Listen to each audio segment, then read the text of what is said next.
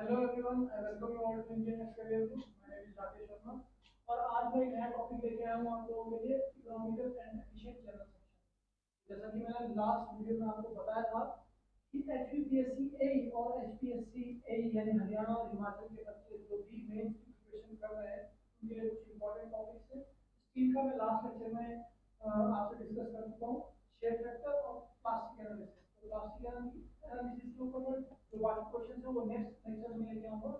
आज हम open channel का एक टॉपिक है, economical and efficient channel section. पूरे ओपन चैनल में सिर्फ यहीं से मेन का क्वेश्चन बनता है। बाकी ऐसे बहुत रेयरली है कि आपके पास क्वेश्चन बनेगा। अगर क्वेश्चन बनने के चांसेस रहेंगे तो that might be from graduate flow या फिर हाइपोथेटिकल फ्लो, लेकिन 90% चांसेस है कि इसी टॉपिक से आपको क्वेश्चन बनेंगे। तो सबसे पहले हम ये जानेंगे कि economical and efficient channel section होता क्या है, और उसके बाद में एक डेरिवेशन भी करके मैं दिखाऊंगा रेक्टेंगुलर चैनल का। इसके अलावा आपका ट्रायंगुलर चैनल भी है, इसमें ट्रायंगुलर चैनल भी है और सर्कुलर चैनल भी है। सबसे पहले हम देखेंगे economical and efficient channel section. तो चलो एक एग्जांपल के थ्रू इसको समझते हैं कि इकोनॉमिकल एंड एफिशिएंट दोनों में डिफरेंस क्या है। तो मैं ले रहा हूँ एक रेक्टेंगुलर चैनल,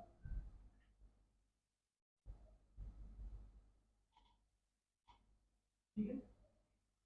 इसमें जो डिस्चार्ज है, अब मैं अपने हिसाब से कुछ भी डिस्चार्ज ले रहा हूँ, 90 मीटर क्यूब पर सेकंड के हिसाब से डिस्चार्ज आ रहा है। वेलोसिटी मान लो 5, मान लो 5 मीटर पर सेकंड। हाँ बच्चों, तो जल्दी से बताओ एरिया कितना आ रहा है भाई, एरिया कैलकुलेट करो। 18, वेरी गुड। तो ये अगर आप इसको सॉल्व करोगे तो it will come 18 meter square. तो 18 मीटर स्क्वायर आपका एरिया आ चुका है। अब मैं दो अलग अलग चैनल सेक्शन यहाँ पे दूंगा, जरा ध्यान से देखना। तो दोनों को फिर हम कंपेयर करेंगे, ठीक है। तो 18 मीटर स्क्वायर हमको टोटल एरिया करना है। तो एक में ले लेता हूँ 9 मीटर विड्थ और 2 मीटर आपका डेप्थ। तो 9 टू जा कितना हो गया 18। ओके, यहाँ पे मैं विड्थ ले लेता हूँ 6 मीटर और 3 मीटर डेप्थ। तो 3 6 जा 18। तो भाई एरिया तो दोनों का सेम है, ये देखिए 9 इंटू 2 कितना हो गया 18 मीटर स्क्वायर। यहाँ पे भी एरिया कैलकुलेट करोगे 6 इंटू 3, ये भी हो जाएगा आपका 18 मीटर स्क्वायर। लेकिन यहाँ पे एक डिफरेंस है किस चीज का, पेरीमीटर का। मैं पेरीमीटर चेक करूंगा, जरा देखो पेरीमीटर क्या होता है। जो वाटर पूरी बाउंड्री, जो बाउंड्री को टच कर रहा होगा वो आपका वेटेड पेरीमीटर है। तो वेटेड पेरीमीटर देखो यहाँ पे कितना है 2 मीटर, 9 मीटर और ये 2 मीटर। कितना हो रहा है पेरीमीटर, जरा बताना। 2 प्लस 2 प्लस 9 मीटर। ओके, और यहाँ पे पेरीमीटर चेक करो 6 प्लस 3 प्लस 3 कितना हो रहा है ये 12 मीटर। तो दोनों का एक क्रॉस सेक्शनल एरिया सेम है, यानी डिस्चार्ज सेम जाएगा। डिस्चार्ज में कुछ अगर आप इस क्रॉस सेक्शन को देखो तो जितना वाटर है इस क्रॉस सेक्शनल एरिया से सेम जा रहा है, दोनों में सेम जा रहा है। लेकिन अगर मैं पेरीमीटर की बात करूं तो पेरीमीटर मिनिमम किसका है, इस वाले का, इसका बड़ा है। अब ध्यान से सुनो, जब भी हम कोई भी आर्टिफिशियल चैनल बनाते हैं, जब आपने देखा होगा हमने इरिगेशन में भी पढ़ा है, तो हम क्या करते हैं अंदर से इसकी लाइनिंग करते हैं। करते कि नहीं करते भाई। और लाइनिंग कैसे कर सकते हैं भाई, कंक्रीटिंग करके कर सकते हैं, स्टोन पिचिंग करके कर सकते हैं, आपका टाइलिंग कर सकते हैं, बहुत सारे तरीके होते हैं। तो सबसे ज्यादा कॉस्ट जो किसी भी चैनल के अंदर आएगा वो सबसे ज्यादा कॉस्ट जो निकल के आता है इसकी वजह से आता है, लाइनिंग की वजह से। ये है आपका लाइनिंग।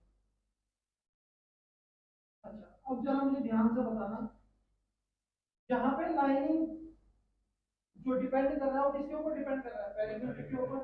यहाँ पे 13 मीटर है, यहाँ पे 12 मीटर है।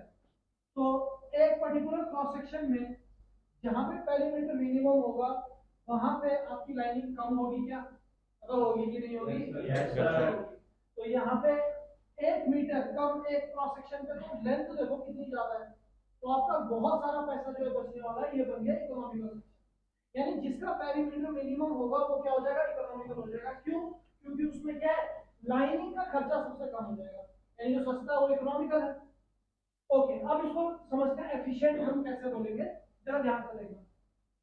मुझे ये बताओ डिस्चार्ज का फॉर्मूला क्या होता है भाई, एरिया इनटू वेलोसिटी।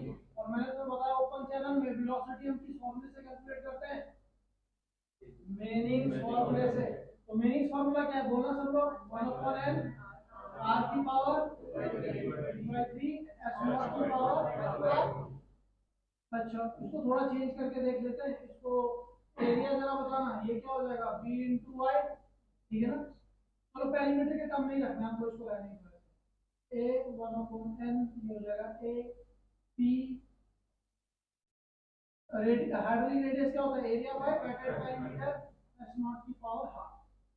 अच्छा अभी के लिए मैंने एरिया कांस्टेंट कर दिया है, एरिया कांस्टेंट है, मीनिंग कोफिशिएंट भी कांस्टेंट होगा, स्लोप भी कांस्टेंट होगा, तो डिपेंडेंसी किस पे डिस्चार्ज की, पेरीमीटर पे। तो अगर पेरीमीटर ज्यादा हुआ तो डिस्चार्ज कैरिंग कैपेसिटी क्या होगी, कम। अब इसका मतलब क्या है कि पेरीमीटर ज्यादा हो, देखो पेरीमीटर अगर ज्यादा है तो वाटर कैसे फ्लो कर रहा है, इधर से ही फ्लो कर रहा है, रेजिस्टेंस किधर से मिलेगा, पेरीमीटर से मिलेगा।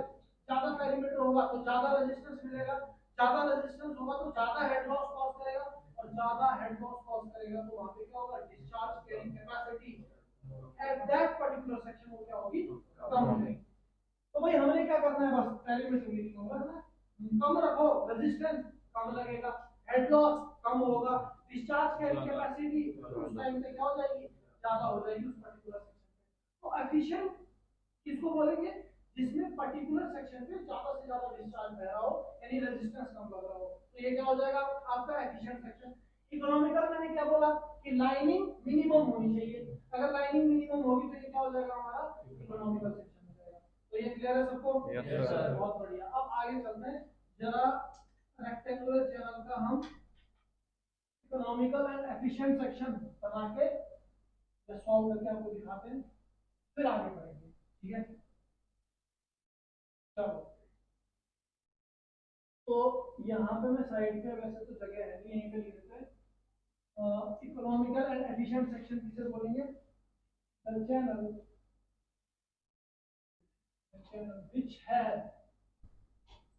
which has minimum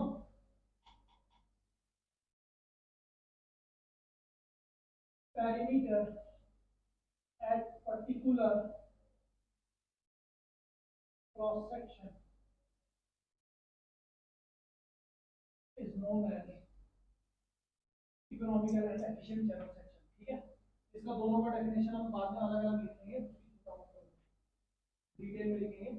okay next जरा देखते हैं रेक्टेंगुलर चैनल। तो पहला मैं रेक्टेंगुलर चैनल के लिए सॉल्व करके दिखाता हूँ, फिर हम ट्रायंगुलर चैनल के लिए भी देखेंगे, ट्रायंगुलर के लिए भी देखेंगे, ठीक है ना, सब के लिए देखेंगे। तो पहला है रेक्टेंगुलर चैनल। अच्छा अब ध्यान से जरा देखते रहना, सब लोगों का इनपुट चाहिए भाई। जरा यहाँ देखो, ये है विड्थ b, ये है y।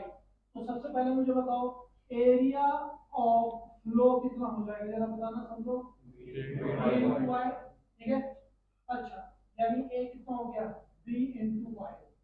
अब यहाँ से मैं b निकाल लेता हूँ, क्यों निकाला मैंने वो तो थोड़ी देर में समझ में आ जाएगा, इसको हम क्या बोल देते हैं इक्वेशन। ओके अब जरा इसमें बताओ वेटेड पेरीमीटर कितना हो जाएगा, प्लस 2y कितना, plus 2y b plus 2y, बहुत बढ़िया। तो b की वैल्यू मैं यहाँ पे पुट कर देता हूँ, तो फ्रॉम इक्वेशन वन, क्या हो जाएगा, p इक्वल टू हो जाएगा a by y plus 2y, ये हो गई हमारी इक्वेशन। अब मैंने थोड़ी देर पहले तुम्हें बताया था इकोनॉमिकल और एफिशिएंट चैनल सेक्शन कौन सा होता है, जिसका पेरीमीटर क्या होगा, मिनिमम। तो मुझे क्या करना पड़ेगा, पेरीमीटर को differentiate with respect to depth कर दो डिफरेंशिएट, और मिनिमम बना के हम इसको देखेंगे क्या वैल्यूज हमारी आती है। तो यहाँ पे देखो फॉर इकोनॉमिकल या सीधा value for minimum perimeter dp by dy इसके बराबर होगा 0। तो जरा मैं यहाँ पे करके देखता हूँ, जरा देखिए क्या क्या वैल्यूज आती है। तो इस इक्वेशन को देखो, अगर मैं dp by dy कर रहा हूँ, यहाँ पे मैं लिख देता हूँ, y के रिस्पेक्ट में करना है, ये y है, ऊपर जाके क्या हो जाएगा y की पावर -1, अगर इसका डिफरेंशिएट करूंगा तो क्या हो जाएगा -1 y की पावर -2, तो -2 को नीचे लेके आएंगे तो क्या हो जाएगा y स्क्वायर। तो जरा बोल रही हो जाएगा माइनस का a, ये कांस्टेंट है ऊपर किया मैंने, ठीक है। तो यहाँ पे देखो ये क्या बन जाएगा y स्क्वायर, ठीक है, प्लस 2y का डिफरेंशिएशन क्या होगा 2 इक्वल टू क्या होगा 0, ठीक है। अब जरा इसे इधर उधर लेके चले जाओ, तो a by y square equal to हो जाएगा 2, तो a इक्वल टू कितना हो गया y स्क्वायर। पहला रिजल्ट आ गया हमारा, ठीक है। एरिया 2y स्क्वायर के बराबर होना चाहिए। अब देखो ये फर्स्ट है हमारा, area of flow rectangular channel का जो most economical and efficient section है उसका एरिया 2y स्क्वायर के बराबर होना चाहिए।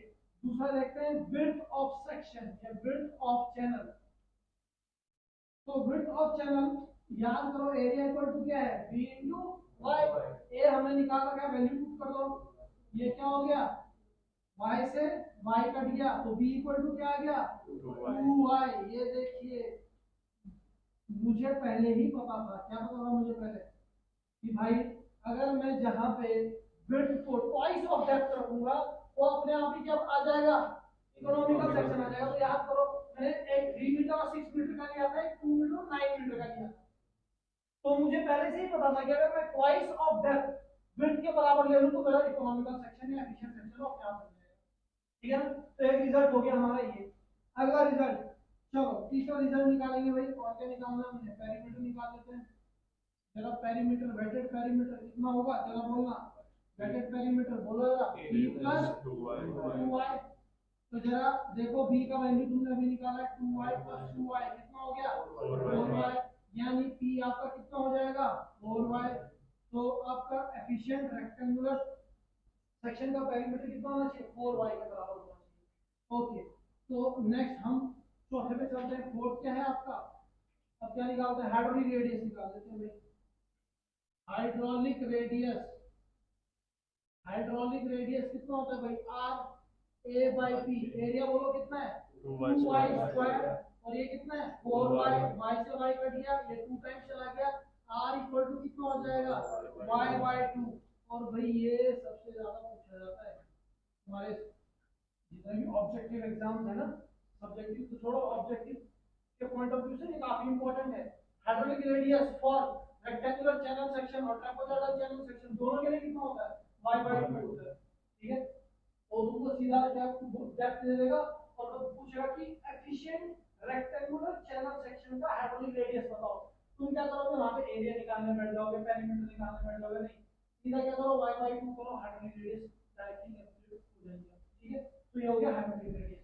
ओके, अब जरा मुझे बताना ये इसको मैं इतना थोड़ा सा रख कर दूं यहां से, चलो और क्या निकालेंगे हम फिर निकाल लेते हैं भाई, हाइड्रोलिक डेप्थ भी निकाल दो चलो। हाइड्रोलिक डेप्थ क्या होती है आपकी बताना जरा, d इक्वल टू क्या होगा A by D. a by t, area of flow upon top width. अच्छा, अब टॉप विड्थ की अगर मैं बात करूं तो वो किसके बराबर होगा, चलो यहाँ पे साइड में पहले टॉप विड्थ निकाल लेते हैं। टॉप विड्थ किसके बराबर होगा भाई b इक्वल टू t के बराबर होता है। b कितना है तुम्हारा 2y, कितना हो जाएगा 2y, टॉप विड्थ 2y ही रहेगा। एरिया ऑफ फ्लो कितना था 2y स्क्वायर, और ये कितना नीचे 2y, कट करके देखो तो b इक्वल टू कितना आ रहा है y। ये है भाई आपके रिजल्ट जो आपको सीधे डायरेक्ट लिखने हैं, ये सारे रिजल्ट, ठीक है। तो इस तरीके से करते हैं क्वेश्चन, और ऐसा ही क्वेश्चन आएगा आपके पास कि rectangular efficient and economical channel section हो सकता है, ट्रायंगुलर हो सकता है, ट्रेपेजॉइडल हो सकता है, सर्कुलर के चांसेस कम है, ठीक है, लेकिन फिर भी सर्कुलर आ भी सकता है। तो नेक्स्ट लेक्चर में मैं ट्रायंगुलर चैनल सेक्शन या फिर ट्रेपेजॉइडल या फिर सर्कुलर इनमें से किसी एक चैनल सेक्शन का करके दिखाऊंगा। तो इतना क्लियर है भाई सबको? Yes sir. तो जो भी ये वीडियो देख रहा है अगर आपको पसंद आई है तो लाइक करें, शेयर करें और चैनल को सब्सक्राइब करें। और जिनको हमारे साथ जुड़ना है they can go to our website, और हेल्पलाइन नंबर आपको वेबसाइट के ऊपर मिल जाएगा, आप उस पर कॉल कर सकते हो जो भी क्वेरी आपके पास है वो आप पूछ सकते हो। और जिनको कुछ पूछना है वो कमेंट बॉक्स में भी जो है क्वेश्चन पूछ सकते हैं। तो चलिए नेक्स्ट लेक्चर में मिलते हैं, बाय।